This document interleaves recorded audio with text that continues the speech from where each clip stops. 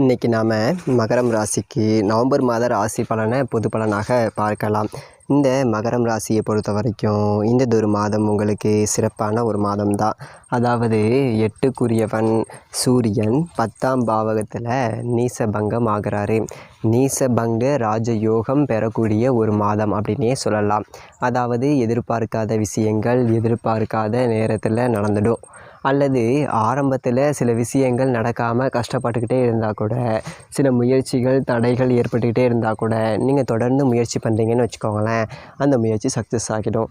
குறிப்பாக 8க்குரியவன் 10ஆம் பாவகத்தில் இருப்பது அப்படிங்கிறது நீசபங்கமாகிறது. வேலை விஷயத்தில் வேலை தேடிக்கிட்டு இருக்கிறீங்க, ஒரு புதியதொரு முயற்சி செஞ்சுக்கிட்டு இருக்கிறீங்க, அந்த முயற்சி கைகூடாமல் இழுத்துக்கிட்டே இருக்குது அப்படின்னாக்க இந்த நவம்பர் மாதம் 11ஆம் தேதிக்கு பிறகு உங்களுக்கு சக்ஸஸ் ஆகிறதுக்கு நிறைய வாய்ப்புகள் இருக்குது. அதே மாதிரி இந்த 10ஆம் அதிபதியாக வரக்கூடிய சுக்கிரன் இருப்பும் உங்களுக்கு நல்லா இருக்குது. ஆட்சி பெற்று 10ஆம் பாவத்தில் இருக்கிறாரு. இந்த சுக்கிரன் 5ஆம் அதிபதியாக வராரு. 5ஆம் அதிபதி ஆட்சி பெற்று இருக்கக்கூடிய இந்த ஒரு காலகட்டம். குறிப்பாக சுக்கிரன் ஆட்சி பெற்று இருக்கக்கூடிய இந்த மாதத்தை பொறுத்த வரைக்கும் கணவன் மனைவி உறவு நிலை மகிழ்ச்சியை தரும். இன்னொரு முக்கியமான விஷயம், தனிப்பட்ட முறையில் ஜாதகம் பார்க்க இந்த வாரத்துக்கான அப்பாயின்மெண்ட் ஃபிக்ஸ் பண்ண சொல்லி நிறைய பேர் கேட்டிருந்தீங்க. இப்போது ரூபாய் 300 தெளிவாகவும் விளக்கமாகவும் ஜாதகம் பார்த்து தரோங்க. தாழ்மையான வேண்டுகோள், இந்த நம்பருக்கு ஃபோன் கால் அல்லது வாட்ஸ்அப்பில் கூட நீங்கள் கேட்டு உங்களுடைய அப்பாயின்மெண்ட் அப்படிங்கிறத ஃபிக்ஸ் பண்ணிக்கலாம். உங்களுக்கு தேவையான அனைத்து டீட்டெயிலும் நம்ம டீமில் இருக்கிறவங்க கொடுத்துருவாங்க. அப்பாயின்மெண்ட் டேட் மற்றும் டைம் ஃபிக்ஸ் பண்ணதற்கு பிறகு அந்த நேரத்தில் நான் உங்களுக்கு ஃபோன் கால் பண்ணி ஜாதகம் பார்த்து பலன்கள் அப்படிங்கிறது சொல்லிடுவாங்க. ஜஸ்ட் நீங்கள் வாட்ஸ்அப் அல்லது ஃபோன் காலில் உங்களுக்கான டவுட் அப்படிங்கிறத கேட்டுக்கலாம். சரிங்க, உங்களுக்கான அப்பாயின்மெண்ட் அப்படிங்கிறத டைம் ஃபிக்ஸ் பண்ணிக்கலாம். நிறைய பேர் எவ்வளோ நேரம் ஆகும் அப்படி சொல்லிட்டு கேட்குறாங்க. ஃபஸ்ட்டு நம்ம உங்கள் ஜாதக கட்டத்தை பார்த்துட்டு ஜனனகால பலன்கள் அப்படிங்கிறத சொல்லிவிடுவோம். அதாவது உங்கள் ஜாதகக்காரங்களுடைய வாழ்க்கை எப்படி இருக்கும், கேரக்டர் எப்படி இருக்கும் அப்படிங்கிறத சொல்லிவிடுவோம்.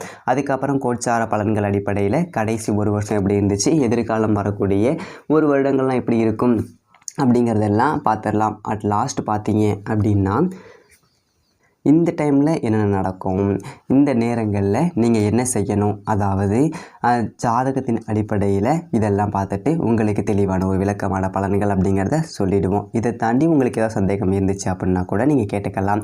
ஒவ்வொரு ஜாதகத்துக்குமே 30 நிமிஷம் வரைக்கும் நம்ம எடுத்துப்போம். தெளிவாகவும் விளக்கமாகவும் பொறுமையாகவும் உங்களுக்கு எல்லாமே சொல்லிவிடுவோம். இது இல்லாமல் உங்களுக்கு ஏதாவது சந்தேகம் இருந்துச்சு அப்படின்னா கூட நீங்கள் டவுட்டு கேட்டுக்கலாம்.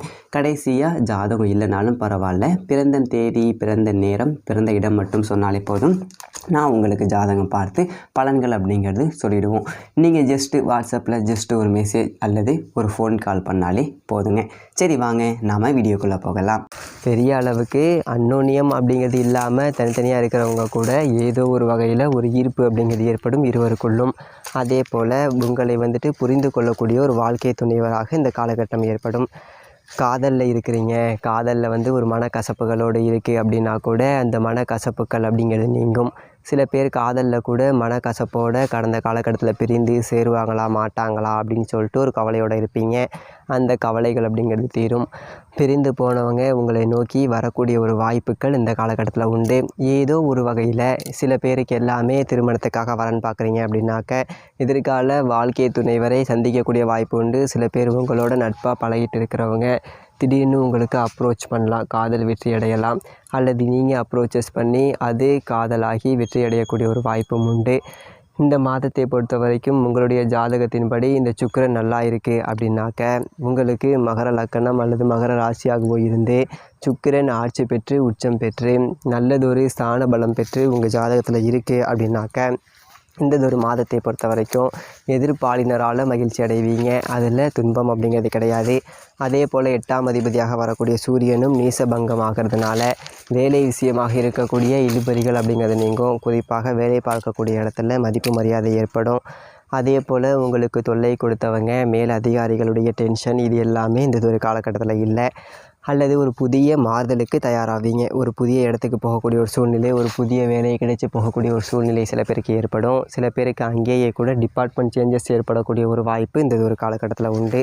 ஸோ மொத்தத்தில் வேலை விஷயமாக நல்லா இருக்குது. அதில் குறிப்பாக பார்த்தீங்க அப்படின்னா சுக்கிரனுடைய ஸ்டேட் இந்த மாதம் ஃபுல்லாகவே 10ஆம் இடத்துல ஆட்சி பெற்று இருப்பது சூரியன் வந்துட்டு முதல் 17 நாட்கள் வந்து 10ஆம் பாவகத்தில் இருந்து திக்பலமாக இருப்பார். நீசபங்க ராஜயோகத்தை ஏற்படுத்துவார். அதே போல் 11ஆம் பாவகத்துக்கு நவம்பர் 17ஆம் தேதியில் இருந்து இருப்பார். 17ஆம் தேதியில் இருந்து சூரியன் 11ஆம் பாவகத்தில் இருப்பது அப்படிங்கிறது நல்லது தான். ஒரு பாவகர் 11ஆம் பாவகத்தில் இருப்பதால் எந்த விதமான பாதிப்பும் இல்லை. சொல்லப்போனால் லாபங்கள் ஏற்படும். அதே போல் நண்பர்களுக்கு உதவுவீங்க. அதில் மட்டும் கொஞ்சம் கேர்ஃபுல்லாக இருங்க. யாருக்கு உதவி செய்கிறோம் அப்படிங்கிற விஷயத்தில் கேர்ஃபுல்லாக இருங்க. அதே போல் பார்த்தீங்க அப்படின்னா 11ஆம் அதிபதி ஆட்சி பெற்றிருக்காரு. மாதம் ஃபுல்லாகவே செவ்வாய் ஆட்சி. உங்களுக்கு 4ஆம் அதிபதியாக வரக்கூடியவர். அந்த வகையில் இந்த காலகட்டத்தை பொறுத்த வரைக்கும் வீடு நிலம் வாங்குறீங்க அல்லது வீடு கட்ட ஆரம்பிக்கிறீங்க அப்படின்னா அதற்கான வாய்ப்புகள் உண்டு. அதற்கு நீங்கள் முயற்சி செய்யலாம். சுக்கிரன் வந்துட்டு பலமாக இருக்குது, செவ்வாயும் பலமாக இருக்குது அப்படின்னா அந்த ரியல் எஸ்டேட் சார்ந்த வேலைகளை இந்த நேரத்தில் செய்கிறீங்க அல்லது ரியல் எஸ்டேட் துறையில் இருக்கிறீங்க அப்படின்னா வருமானம் நல்லா இருக்கும். மேலும் இந்ததொரு காலகட்டத்தை பொறுத்த வரைக்கும் சில பேருக்கு நல்லதொரு வீட்டுக்கு குடி போகக்கூடிய ஒரு சூழ்நிலை ஏற்படும். வீடு மாற்றம், விரும்பத்தகாத குடி இருந்துக்கிட்டு கஷ்டப்படக்கூடிய சூழ்நிலைகள்ங்கிறது மாறும்.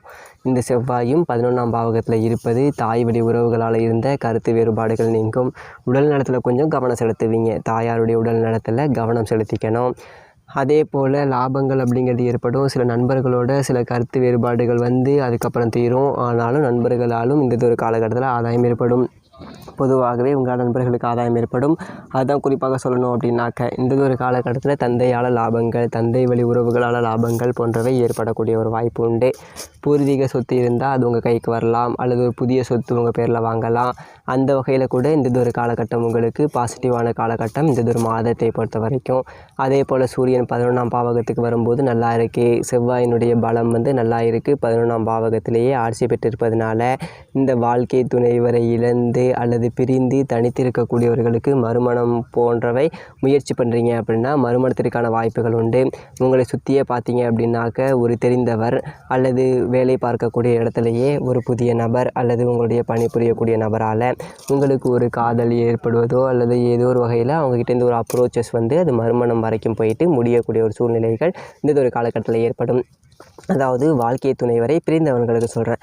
வாழ்க்கை துணைவரை பிரிந்தவர் அல்லது இழந்தவர்களுக்கு ஒரு சந்திக்கக்கூடிய நபரால் உங்களுக்கு எதிர்காலத்தில் அவங்க பெரிய அளவுக்கு உங்களுக்கு சப்போர்ட்டாக இருப்பாங்க அல்லது எதிர்கால வாழ்க்கை துணைவராக கூட இருக்கக்கூடிய வாய்ப்பு உண்டு.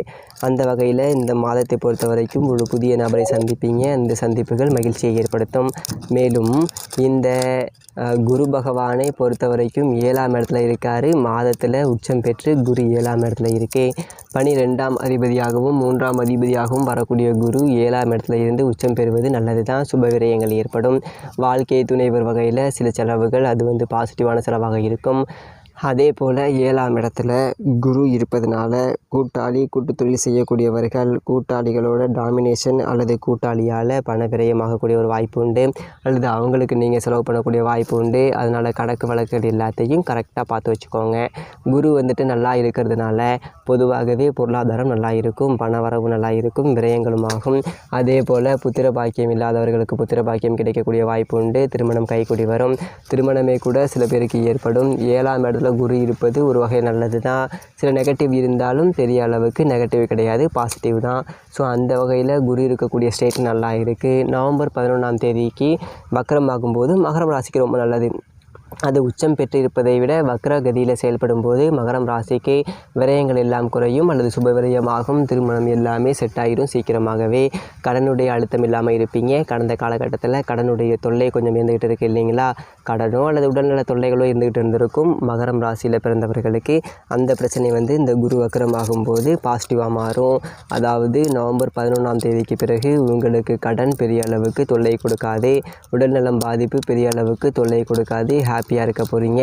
இந்த ஒரு மாதம் நீசபங்க ராஜயோக மாதம் அப்படின்னு சொல்லலாம்.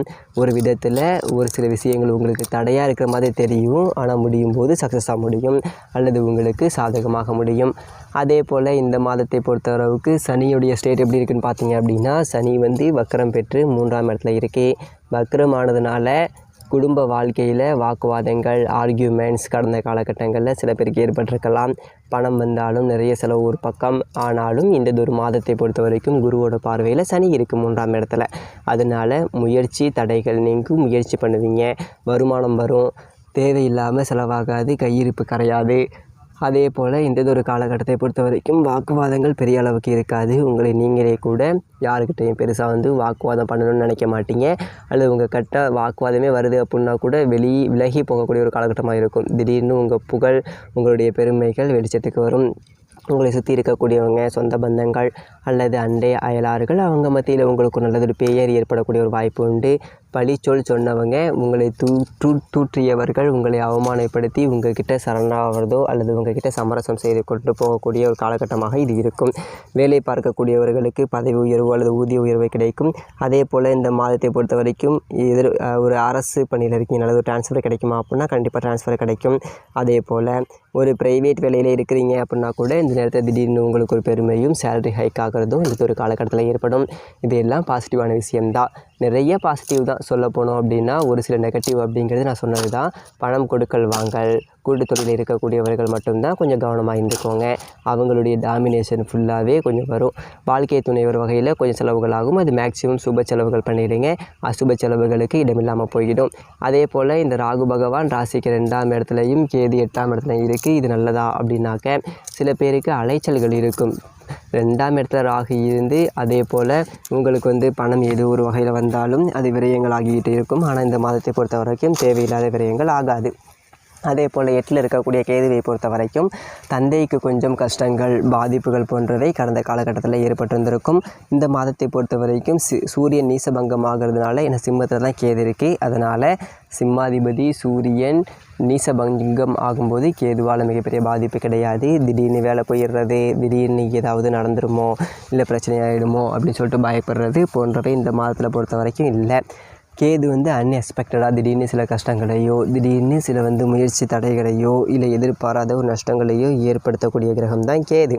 8ஆம் இடத்துல இருக்குது. ஆனால் சூரியன் இந்த மாதத்தை பொறுத்த வரைக்கும் நல்ல ஸ்தான பலத்தோடு இருப்பதனால இந்த மாதத்தை பொறுத்த வரைக்கும் கேதுவால் மிகப்பெரிய தீமை கிடையாது. ராகுவால் உங்களுக்கு நன்மை தான். ராகு 2ஆம் இடத்துல இருப்பதனால வருமானம் வரும், செலவாகும். புதிய கடன் வாங்காமல் இருப்பதையே வச்சு வாழ கற்றுக்கோங்க. அதுவே உங்களுக்கு மிகப்பெரிய வெற்றியை கொடுக்கும்.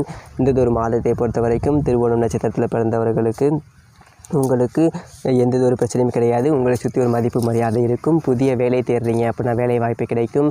சில பேருக்கு திருமணம் ஆகாதவர்களுக்கு திருமணம் ஆகக்கூடிய ஒரு வாய்ப்போ அல்லது திருமண பேச்சுக்கள் இல்லத்தில் நடக்கக்கூடிய ஒரு வாய்ப்பு ஏற்படும். சில பேருக்கு காதல் ஏற்படும். எதிர்ப்பாளினர் நட்பு அல்லது காதல் ஏற்படக்கூடிய ஒரு வாய்ப்பு, அதில் ஸ்ட்ராங்காக இறங்கக்கூடிய ஒரு வாய்ப்புகளும் இந்த ஒரு காலகட்டத்தில் இருக்கும். சில பேருக்கு பிரிந்து போன உறவு ஒன்று சேரக்கூடிய ஒரு வாய்ப்பும் இந்த ஒரு காலகட்டத்தில் உண்டு. நண்பர்களால் மட்டும் கொஞ்சம் மன கஷ்டங்கள், சில பிரச்சனைகள் பணம் விஷயத்தில் வரும். அதில் மட்டும் கொஞ்சம் கவனமாக இருந்துக்கோங்க. திருவோணம் நட்சத்திரத்தில் பிறந்தவங்க. அவிட்டம் நட்சத்திரத்தில் பிறந்தவர்களை பொறுத்த வரைக்கும் உடல்நல தொந்தரவு இல்லாமல் இருப்பீங்க. ஆரோக்கியம் அப்படிங்கிறது மேம்படும். சரியான மருத்துவம் கிடைக்கும். அதே போல் உங்களுடைய தனிமை மாறும். கணவன் மனைவி பிரிஞ்சிருக்கிறீங்க, ஒரே வீட்டில் இருந்து தனித்தனியாக இருக்கீங்க அப்படின்னா ஒன்றாக இருக்கக்கூடிய வாய்ப்புகள் ஏற்படும். அதே போல் சில பேருக்கு தோஷம் இல்லாமல் பிரிஞ்சு வெவ்வேறு ஊரில் இருக்கிறீங்க அப்படின்னா கூட சேரக்கூடிய முயற்சிகள் இருக்குது. கண்டிப்பாக வெற்றி உண்டு. இந்த ஒரு காலகட்டத்தில் பிள்ளைகளால் கஷ்டங்கள் இல்லை, பிள்ளைகளால் பெருமைப்படுவீங்க. அவிட்டம் நட்சத்திரத்தில் பிறந்தவங்க. திருமணம் ஆகாதவர்களுக்கு திருமணம் ஆகக்கூடிய வாய்ப்பு, மறுமணம் ஆகாதவர்களுக்கு மறுமணத்திற்காக வரன் வரும்போது ஒருத்தரை சந்திக்கக்கூடிய ஒரு வாய்ப்போ அவிட்டம் நட்சத்திரத்தில் பிறந்தவர்களுக்கு ஏற்படும். மேலும் உத்திராடம் நட்சத்திரத்தில் பிறந்தவர்களை பொறுத்த வரைக்கும் கடனுடைய அழுத்தம் இல்லாமல் இருப்பீங்க. உடல்நல தொந்தரவு பெருசாக பாதிக்காமல் இருப்பீங்க. இந்த உத்திராடம் நட்சத்திரத்தில் பிறந்தவர்களுக்கு வேலை உத்தியோகத்தில் நல்லதொரு மாற்றங்கள் அப்படிங்கிறது ஏற்படும். அது முன்னேற்றத்தை கொடுக்கும். மேலும் தொழில் செய்யக்கூடியவர்கள், பிஸ்னஸ் பண்ணக்கூடியவர்களுக்கு வருமானம் கூடுதலாக இருக்கும். சுப விரயங்கள் ஏற்படும். சொத்து வாங்குறது விற்கிறது போன்றவை லாபத்தை கொடுக்கும் இந்த ஒரு காலகட்டத்தில். அந்த ஒரு வகையில் திருவோணம் உத்திராடம் நட்சத்திரத்தில் பிறந்தவர்களுக்கு சொத்துக்கள் கை மாறுவதால் நன்மைகள் ஏற்படக்கூடிய ஒரு வாய்ப்புகள் இந்த ஒரு மாதத்தில் உண்டு. மேலும் உத்திராடம் நட்சத்திரத்தில் பிறந்தவர்களுக்கு வாழ்க்கை துணைவருடன் இருந்து வந்த கருத்து வேறுபாடுகள் பெரிய அளவுக்கு இல்லாமல் இருக்கும். அந்யோன்யமாக இருப்பீங்க. மகிழ்ச்சியாகவே இருக்கக்கூடிய ஒரு காலகட்டம். சொல்லப்போனால் நல்லதொரு தாம்பத்திய வாழ்க்கை மகிழ்ச்சியாகவே இருக்கும். இந்த ஒரு காலகட்டத்தை பொறுத்த வரைக்கும்.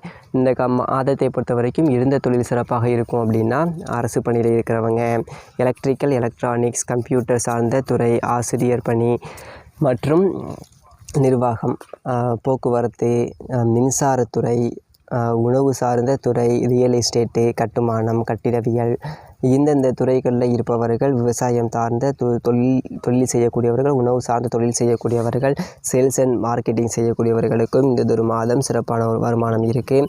அதே மாதிரி நல்லதொரு இடமாற்றத்துக்காக முயற்சி பண்ணக்கூடியவர்களுக்கு நல்லதொரு இடமாற்றம் அப்படிங்கிறது ஏற்படும். மொத்தத்தில் இந்த மாதம் ஒரு சிறப்பான மாதம் தான். இந்த மாதத்தில் வழிபட வேண்டிய தெய்வம் முருகன். முத்துக்குமரனை வழிபாடு செய்யுங்கள், பழனி முருகனை வழிபாடு செய்யுங்கள், அற்புதங்கள் அப்படிங்கிறது நிகழும். ஆக இந்த நண்பர்கள் உங்களுக்கு இந்த பதிவு பிடிச்சிருந்தால் லைக் பண்ணுங்கள், இதை மற்றவர்களுக்கும் ஷேர் பண்ணுங்கள். இன்னும் நம்ம சேனலை சப்ஸ்கிரைப் பண்ணாமல் பார்க்குறவங்க மறக்காமல் சப்ஸ்கிரைப் பண்ணுங்கள். தனிப்பட்ட முறையில் ஜாதகம் பார்க்க கீழே இருக்க நம்பருக்கு கான்டாக்ட் பண்ணுங்கள். நன்றி, வணக்கம்.